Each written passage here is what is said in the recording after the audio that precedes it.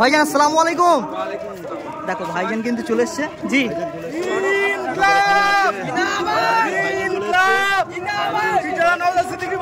জিন্দাবাদ জিন্দাবাদ।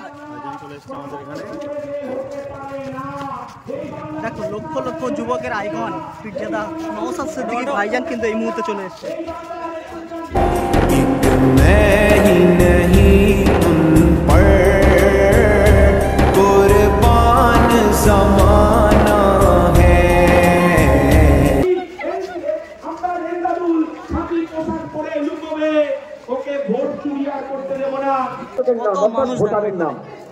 আর ভাইজান কিন্তু স্টেজে এখন ভোটারের নাম এপিক নাম্বার বলে দিলাম, যদি থাকে লেখা আছে, যদি থাকে মানে আমি আমার কথা বলছি। আমার আব্বাজানের ভোটার লিস্ট আছে 2002 এর, আমার আম্মাজানেরও আছে, কিন্তু আমার আম্মাজানের এপিক নাম্বার নাই।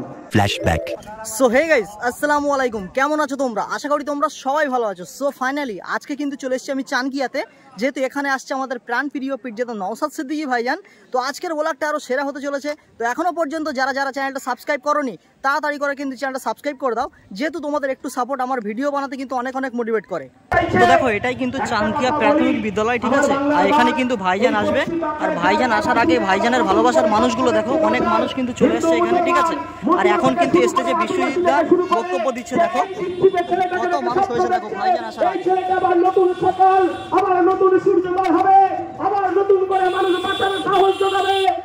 অনেক মানুষ কিন্তু হয়েছে, দেখো অনেক মানুষ কিন্তু হয়েছে। আর এখন কিন্তু বিশ্বজিৎদা স্টেজে বক্তব্য দিচ্ছে।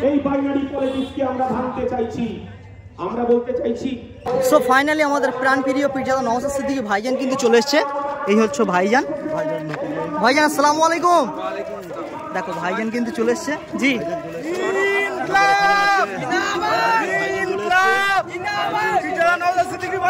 জিন্দাবাদ জিন্দাবাদ।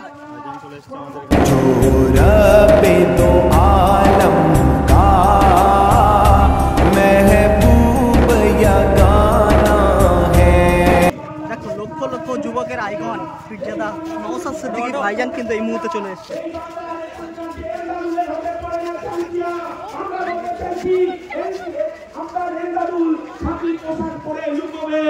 ওকে ভোট চুরি আর করতে দেব না। আমার দলের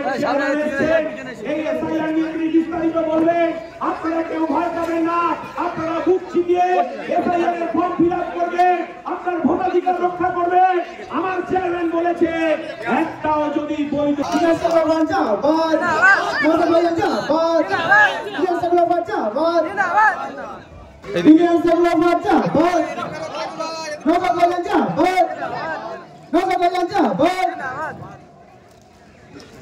कल पुल से हमें जिसने खुद पार लगाना है। শুধু আজকে একটা বিষয় এখানে বক্তব্য দেবো, সেটা কি? এসআইআর। আর আমি যখন ঢুকছিলাম এটা নজরে পড়েছে, এসআইআর সচেতনতা শিবির। আমি এসআইআর নিয়ে বক্তব্য দেবো। আমার এই বক্তব্য দূরের কাছে যারা শুনছেন তাদেরকে বলবো, আমার সাথে তাদের রাজনৈতিক মতপার্থক্য থাকতে পারে, এটা স্বাভাবিক ব্যাপার। সারা ভারতবর্ষের 2500 রাজনৈতিক দল আছে, স্বাভাবিকভাবে আপনার সাথে আমার রাজনৈতিক মতপার্থক্য থাকতেই পারে। আপনি আলাদা দল করেন, আমি আলাদা দল করি, কিন্তু আমি আজকে যে কথা বলবো এটা শুধু আইএসএফ এর লোকেদের জন্য নয়, বা আইএসএফ এর যারা বিরোধী তারা তাদের জন্য নয়, এরকম ব্যাপার নয়। এটা সমস্ত ভোটারদের জন্য, যারা আতঙ্কিত আছেন তাদের আতঙ্ক মুক্ত করার জন্য। আমি আপনাদের অনেকের বাড়ি এরকম ফর্ম পৌঁছেছে, এখনো পৌঁছায়নি। তাড়াহুড়ো করার প্রয়োজন নাই, তাড়াহুড়ো করার কোনো প্রয়োজন নাই। বা কেন যায়নি বলে ওর উপর চাপাচাপি করতে হবে না। বিএলওতে যে বুথ লেভেল অফিসার, সে কি আমাদের পরিবারের বাইরে? সে তো কারো ছেলে, কারো মেয়ে, কারো মা, কারো বোন, কারো স্বামী, কারো স্ত্রী, তো আমাদেরই পরিবারের। তো চাপাচাপি করতে যাবে না, সেও মানুষ, একা মানুষ কত কাজ করবে। 2-4 দিনের মধ্যে আপনার বাড়িতে ফর্মটা পৌঁছে যাবে। এই ফর্ম নেই যত জ্বালাতো নাকি, এই ফর্ম ফিল আপ করবো কি করে, এটাই সব থেকে বড়। আমি আপনাদের বলবো প্রথম কাজ কি হবে, আপনার এটা নেওয়ার সাথে সাথে ভোটার পিছু 2টো করে কাগজ দেবে, ফর্ম দেবে। ওনাদের রেজিস্টার খাতা আছে, আপনাকে সই করতে হবে। তবে এটা নেওয়ার আগে বলবেন, বাবু আপনি যে অফিসার তার প্রমাণপত্র আমাকে দেখান। ইসিআই ওকে একটা কাগজ দেবে, একটা রেজিস্টার দিয়েছে, মানে ওনাকে প্রমাণপত্র দিয়েছে উনি বিএলও, সেটা দেখানোর জন্য। না দেখালে কিন্তু তার হাত থেকে না কাগজ নেবেন, কোথাও সই করবেন, একদম ওই কাজ করবেন না। ওর আইডেন্টি কার্ড আছে দিয়েছে, পরিচয়পত্র। আপনি কোথায় চাকরি করেন তার প্রমাণপত্রটা দিন, কারণ আপনি ওনার হাতে কিন্তু অনেকটা নির্ভর করছে, বৈধ ভোটারকে অবৈধ ঘোষণা করে দিতে পারে। পরে ঝামেলা হবে, হ্যান হবে, ত্যান হবে। কিন্তু উনি করলে যদি ডি লিখে দেয়, ডাউটফুল করে দেয়, বিপদ আছে। তাহলে ওনার ডিটেলসটা আমরা কি করবো, এই ফর্ম দেওয়ার সাথে সাথে ওনার ডিটেলসটা আমরা কালেক্ট করে রাখবো। ফর্ম নিলাম, সব মিলে যাচ্ছে। এই ফর্মটা নিয়ে আমার প্রথম কাজ হবে 2 কি 3টে কপি জেরক্স করে নেওয়া, করে অরিজিনাল ফর্ম দুটোকে সাইডে রাখা। ওটাকে একটু যত্ন করে রাখবেন। আপনার বাড়ির ছেলে দাঁতে কামড়ে ফেলেছে, অর্ধেক খেয়ে ফেলেছে, তেল পড়ে গেছে, পানি পড়ে গেছে, কুচকে গেছে, আছে, কাজ করবেন না। এই যেখানে স্ক্যান কিউআর কোডটা আছে না, এটা নষ্ট হলে কিন্তু এই ফর্মটা ইনভ্যালিড হয়ে যেতে পারে। তুমি বলেছো 15 লক্ষ টাকা করে দেবো অ্যাকাউন্টে, এখন 15 পয়সাও আসেনি, কেন আসেনি উত্তর দাও। এই যে রেলের অ্যাক্সিডেন্ট হচ্ছে বারবার, গতকালকে আপনার ছত্তিশগড়ে অ্যাক্সিডেন্ট হয়েছে, 7-এর উপরে মানুষ মারা গেছে। কেন এত রেলের অ্যাক্সিডেন্ট হচ্ছে? তোমার টেকনিক্যাল পার্ট কি করছে? রেলের সেফটি ডিপার্টমেন্ট যে যারা জবের ভ্যাকান্সি 2023-এ আরটিআই করে দেখা গেছে 1,77,000-এর অধিক শূন্য পদ আছে, পূরণ করতে ব্যর্থ। তাহলে একটা অ্যাক্সিডেন্ট বাড়ছে কেন, এর জবাব দাও। এই প্রশ্নটা করার দরকার ছিল। তার পরিবর্তে মোদি মাথা মেলে কি করেছে, আধারের সাথে প্যানের লিঙ্ক করো, প্যানের কার্ডের সাথে ভোটারের লিঙ্ক করো, অমুকের সাথে তমুকের লিঙ্ক করো, এই করতে থাকো। প্রশ্ন করা দরকার ছিল এই প্রাইমারি স্কুলের টিচার নাই কেন মমতা ব্যানার্জিকে। প্রশ্ন করা দরকার ছিল 2018 পঞ্চায়েত নির্বাচনে যাদের যা গুলি করে ভুলকে মরল তৃণমূলের লোকগুলো, এখনো বিচার পেল না কেন, আমরা আমডাঙ্গাবাসী উত্তর দাও। প্রশ্ন করা দরকার কি ছিল, হাইওয়ে এক্সটেনশন হচ্ছে, হাইওয়ে বাড়াচ্ছে, national highway authority of India 2013 সালে নতুন নোটিফিকেশন বার করেছে, আরবান এলাকা, রুরাল এলাকার যারা হাইওয়েতে জায়গা পড়বে সেই জায়গার মার্কেট ভ্যালু, আপনার সরকারি ভ্যালু থেকে 2 গুণ 3 গুণ টাকা দিয়ে ক্ষতিপূরণ দিয়ে যারা জমি পড়বে, জমি হারা, তাদেরকে দেওয়া হবে।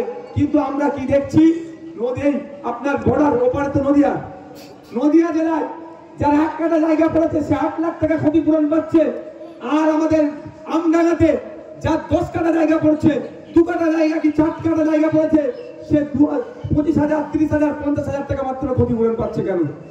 প্রশ্ন করার দরকার এটাই যে ওয়াকফ সংশোধনী আইন নিয়ে আপনি দিল্লিতে গিয়ে আন্দোলন করার কথা বলেছেন, কিন্তু পশ্চিমবাংলায় এখন কেন 75,000 বিঘা ওয়াকফ সম্পত্তি বেহাত আছে, কবে উদ্ধার হবে?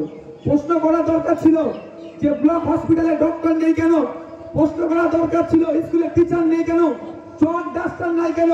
এই প্রশ্নগুলোর পরিবর্তে যাতে আমি আপনি এই ফর্ম ফিল আপ কি করে করব, ওবিসি সার্টিফিকেট কেন বৈষম্যের শিকার হলো, মুসলিম মানুষরা কেন বৈষম্যের শিকার হবে, এই প্রশ্ন করার দরকার ছিল। তার পরিবর্তে আপনি আমি কি করছি, ফর্ম ফিল আপ কি করে হবে তাই নিয়ে হইচই করছি। কিন্তু সরকারের চাল, এটা কার চাল? সরকারের চাল আপনাকে ব্যতিব্যস্ত করে রাখা, মূল ইস্যুতে না কথা বলতে পারে, মূল বিষয়টা না প্রশ্ন করতে পারে, বুঝতে পারছেন? সুতরাং আতঙ্কিত হওয়ার জায়গা নাই। আমি তো আছি নাকি দিনের শেষে, এই ভরসাটা করেন তো নাকি? একটাও মতুয়া, দলিত, আদিবাসী, নমশূদ্র, খ্রিস্টান, মুসলমান, যাই হোক না কেন হিন্দু, বৈধ ভোটারের যদি কোনোভাবে নাম কাটে, তার পাশে কেউ থাকুক আর না থাকুক, খাম চিহ্ন ইন্ডিয়ান সেকুলার ফ্রন্ট তার পাশে থাকবে। যদি তার হয়ে লড়াই করে, সে যদি তৃণমূলের কর্মী হয়, তৃণমূলের নেতা হয়, তার হয়তো নাম কেটে দিয়েছে, তার হয়ে লড়াই সে যদি চায়, তার হয়ে লড়াই নওশাদ সিদ্দিকী করবে। সে যদি বিজেপিকে ভালোবাসে, আমার দেখার দরকার নেই, তার বৈধ ভোটারের যদি নাম কেটে দেয়, সে বিজেপিকে ভালোবাসে, তার আইডিওলজি। কিন্তু সেই বৈধ ভোটারের যদি ভোটাধিকার কেড়ে নেয়, বা সিপিএম হোক আর কংগ্রেস হোক আর যে কোনো পার্টি হোক, তার পাশে দাঁড়িয়ে নওশাদ সিদ্দিকী আইএসএফ লড়াই করবে, তার ভোটাধিকার তাকে ফিরিয়ে দেবে। এই আপনাদের বলে যাচ্ছি, ভয় পাওয়ার দরকার নেই। দেখো ভাইজান আসার সাথে সাথে একেবারে যেন মানুষের ঢল নেমেছে, দেখো ঠিক আছে, কত মানুষ দেখো এখানে, প্রচুর পরিমাণ কিন্তু মানুষ হয়েছে। দেখো কত মানুষ, দেখো স্টেজে কিন্তু ভাইজান এখন বক্তব্য দিচ্ছে এসআইআর নিয়ে। এদিকে মানুষ দেখো, ঠিক আছে, মানে ছাদের উপর দিয়ে সব জায়গা থেকে কিন্তু ভাইজানকে দেখছে। দেখো আজকে চানকিয়া গ্রামে ভাইজানের ভালোবাসার মানুষগুলো দেখো।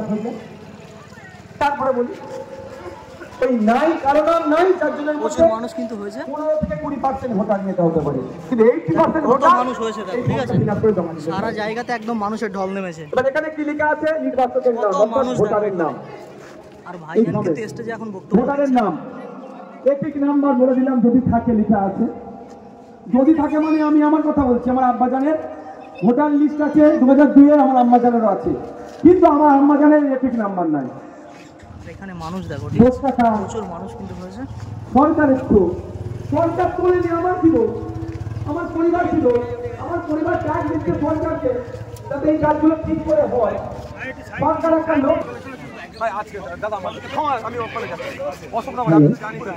প্রোগ্রাম আছে, আপনারা দয়া করে একটু ভাইজানকে তাড়াতাড়ি চলে যাওয়ার সুযোগ করে দেবেন। দয়া করে কেউ হাত মারাবেন না, কারণ ভাইজানের একটা প্রোগ্রাম আছে, 4টা থেকে ওখানে পৌঁছাতে হবে।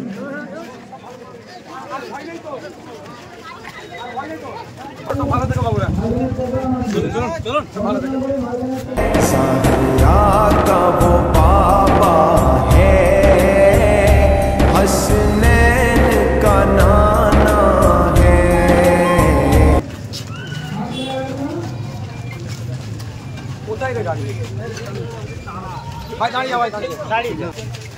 দেখো ভাইজান কিন্তু এখন চলে যাচ্ছে, ঠিক আছে, যেহেতু ভাইজানের আর একটা প্রোগ্রাম রয়েছে। দেখো ভাইজান এখন চলে যাচ্ছে। ভাই সকলে ভালো থাকো ভাই। আমি আজকে দুঃখিত ভাই, তোমাদেরকে বেশি টাইম দিতে পারলাম না। আমার তো আজকে এখানে প্রোগ্রামও ছিল না, খেতে মানে খাওয়ার দাওয়ার ছিল, আমি সেটা করে দিই। না আপনারা সব ভয় কেটেছো তো ভাই, সব কাগজ আছে, চাপ নেবেন না, নাহলে আমাদের ছেলেদেরকে বলবে, আমার ছেলেরা সহযোগিতা করবে। চলো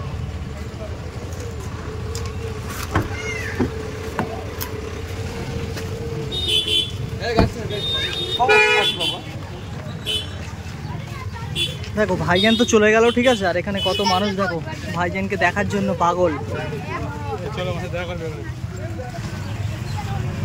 দেখো ভাইজান কিন্তু চলে গেল, ঠিক আছে। তো গাইস ফাইনালি আমাদের প্রাণপ্রিয় পীরজাদা নওশাদ সিদ্দিকী ভাইজান কিন্তু চলে গেছে, যেহেতু ভাইজানের আরও একটা প্রোগ্রাম রয়েছে নূরপুর বাজারে। তো ভাইজান চলে গেছে বলে আমিও কিন্তু বাইক চালাতে চালাতে দেখো বাড়ির দিকে রওনা দিয়েছি, ঠিক আছে। তো গাইস আজকের ব্লগটা তোমাদের কার কেমন লেগেছে সেটা কিন্তু অবশ্যই কমেন্ট করে বলো। আর ভিডিওটা এখানেই শেষ করছি। যদি ভিডিওটা ভালো লাগে অবশ্যই like, comment, share and subscribe. আর দেখা হচ্ছে চলো পরের কোন নেক্সট ভিডিওয়। আসসালামু আলাইকুম।